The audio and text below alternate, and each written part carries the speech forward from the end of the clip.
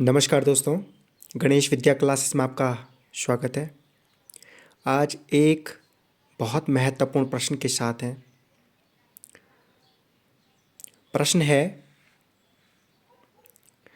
माध्य दे रखा है 62.8 और ये वर्गंतराल है 0, 20, 20, 40, 40, 60, 80, 100, 120 तक। और ये इनकी बारंबारताएं हैं। 0, 20 की बारंबारता 5 है, 20, 40 की F1 है, 40, 60 की 10 है, 60, 80 F2, 80, 100 7, 100, 128। इन सब का जोड़ 1, इन सब का प्लस उसने 50 दे रखा सिग्मा Fi। और ज्ञात करने को बोले है कि Fi और F1 और F2 ज्ञात करो, यानी यहाँ पे कौन सी बारंबारता होगी और यहाँ पे कौन सी बारंबारता होगी, हमको ये ज्ञात करना है।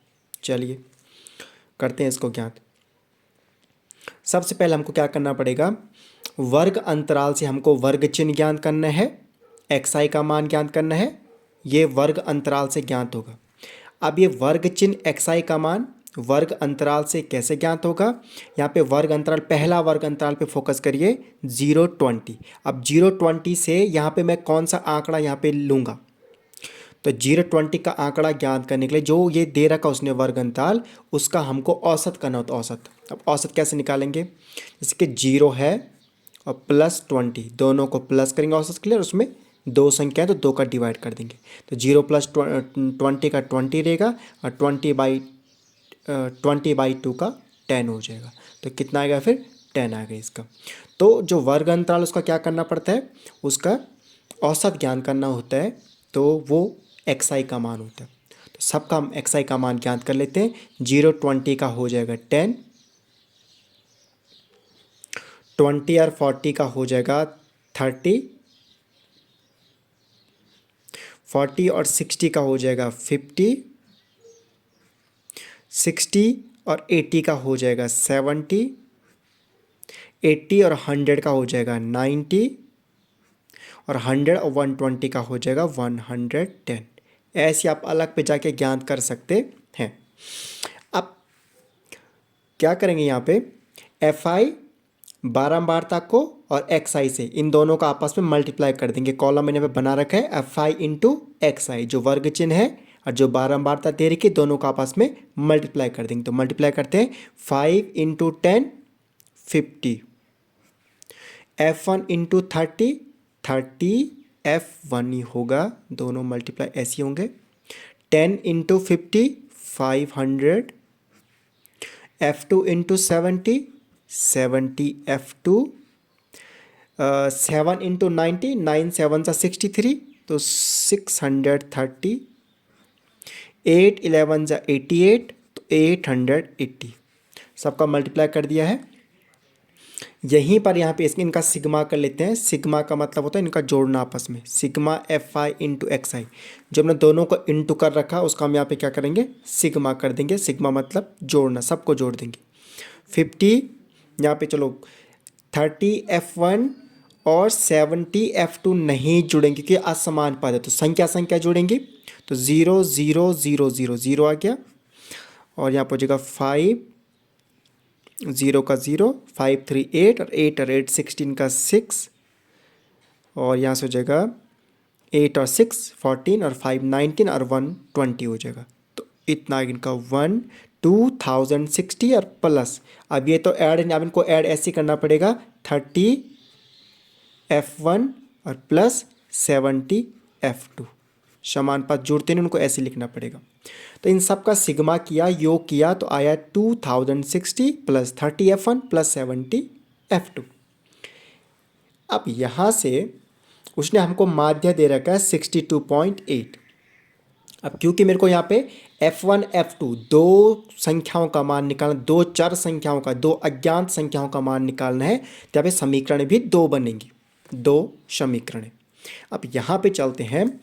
अब उसने यहाँ पे सबका प्लस करके 50 दे रखे हैं, पर यहाँ पे तो F1 F2 है, तो F1 F2 के फॉर्म में भी तो प्लस होगा, तो हम एक बार इसको F1 F2 के फॉर्म में प्लस कर लेते हैं। तो 5 और 10 50, 50 5 और 10 15, और 15 और 7 22, और 22 और 8 30। तो ये हो गया इनका प्लस 30। अब ये F1 F2 तो जुड़ेंगे नहीं, तो F1 plus F2 equal to इन सब का सम जो योग जो हो रखा है F1 F2 के फॉर्म में 30 प्लस F1 प्लस F2, और उसने पहले से इनका योगफल 50 दे रखा है। ये दोनों मान इक्वल होने चाहिए, इक्वल मैंने कर दिया 50। यहाँ से F1 F2 का मान ज्ञात कर देंगे पक्षांतरण करके, F1 plus F2 equal to 30 का ट्रांसपोज कर देंगे 50 माइनस 30, और ये हो जाएगा F1 plus F2 equal to दोनों माइनस हो जाएंगे 20। ये हमारी बन जाएगी समीकरण नंबर 1। पहली समीकरण बन चुकी है। अब दूसरी समीकरण बनेगी माध्य वाले फॉर्मूले से। अब माध्य निकालने का फॉर्मूला होता है माध्य equal to sigma F I into X I upon sigma F I. मान पुट कर लेते यहाँ से। ये माध्य हमको दे रखा 62.8, सबसे ऊपर पे दे रखा था 62.8 equal to sigma F I X यहाँ पे ज्ञान कर चुके हैं ये वाला, इसका मान यहाँ पे रख लेते हैं 2060 plus 30F1 plus 70F2 upon हो जाएगा सिग्मा एफ आई 50 भी और सिग्मा एफ आई 30 प्लस F1 प्लस F2 भी है, पर हम 50 वाला मान लेंगे, इजी वाला मान लेंगे ताकि सॉल्व इजी तरीके से हो जाए। यहाँ पे क्रॉस मल्टीप्लाई कर लो 62.8 इंटू 50, अलग पे आप इसको मल्टीप्लाई कर लीजिएगा, इसका आएगा 3140 इक्वल टू, इसको यहाँ करेंगे मल्टीप्लाई तो यहाँ तो कुछ नहीं तो 1 होगा, तो सारी संख्या वही होगी 2060 प्लस 30F1 प्लस 70F2। ठीक हो क्या? यहाँ से ट्रांसपोज कर देंगे इस तरफ इसको 3140 प्लस का minus 2064 equal to 30F1 plus 70F2।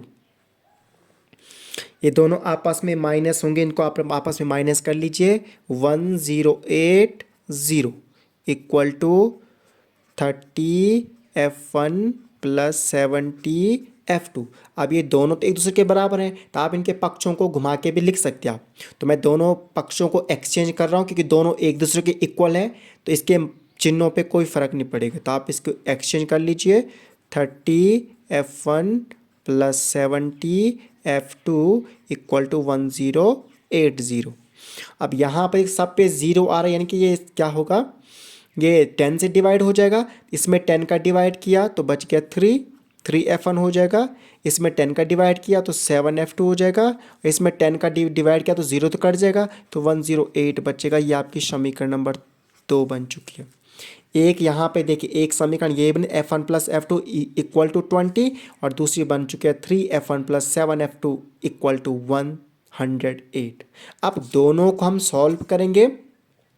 ये दो चर वाली रैखिक समीकरण बन चुकी है, इसको हम विलोपन विधि से सॉल्व करेंगे।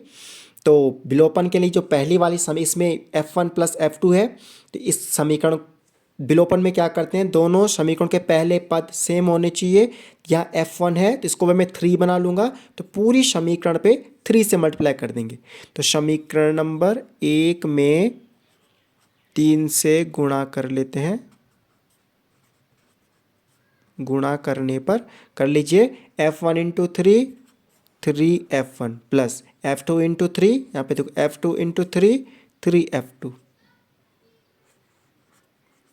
Equal to 20 into 60। ये समीकरण नंबर ये आपकी फोर्थ बन सकती है। सेकंड में से फोर्थ को माइनस करने पे दोनों घटा दीजिए, लेफ्ट हैंड साइड का लेफ्ट हैंड साइड में माइनस करते हैं और राइट का राइट में माइनस करेंगे। तो कर लीजिए यहाँ पे 3F1 प्लस 7F2, इनको ब्रैकेट में ले लेते हैं, माइनस घटाना तो माइनस हो जाएगा 3F1 प्लस 3F2। अब राइट साइड वाले 108 माइनस 60, इन दोनों को माइनस, इनके ब्रैकेट सॉल्व कर ले 3F1 plus 7F2 minus 3F1 minus into plus minus 3F2 equal to, ये दोनों आपस में माइनस हो जाएंगे तो 48 बच जाएगा 48। 8 0 का 8 और 10 6 का 4 हो जाएगा। यहाँ पे देखिए 3f1 माइनस है और 3f1 प्लस है, तो दोनों समान पद घटेंगे तो 0 हो जाएगा। 7f2 और -3f2 दोनों घट जाएंगे तो 4f2 बचेगा। यहाँ पे कर लेते इसको, बच गया 4f2 इक्वल टू, और यहाँ बच गया 48, यहाँ देख सकते हैं आप 48 बचा था ये वाला, ठीक है। f2 इक्वल टू मल्टीप्लाई का ट्रांसपोज डिवाइड होता है 48/4 और f2 इक्वल टू 12, दोनों कर जाएंगे 12। तो f2 का मान तो 12 आ चुका है। अब हमको यहाँ से f1 का मान निकालना है। समीकरण नंबर फर्स्ट ले लीजिए, f1 plus f2 equal to 20। f1 हमको ज्ञान करना है प्लस f2 का मान अभी 12 ज्ञान कर चुके हैं, इक्वल टू 20। f1 का मान ज्ञान करेंगे तो ट्रांसपोज कर देंगे 12 का, तो 20 और प्लस का इधर हो जाएगा तो -12 और f1 इक्वल टू 8 आ चुका यहाँ पे मान। f1 इक्वल टू 8 और f2 इक्वल टू 12।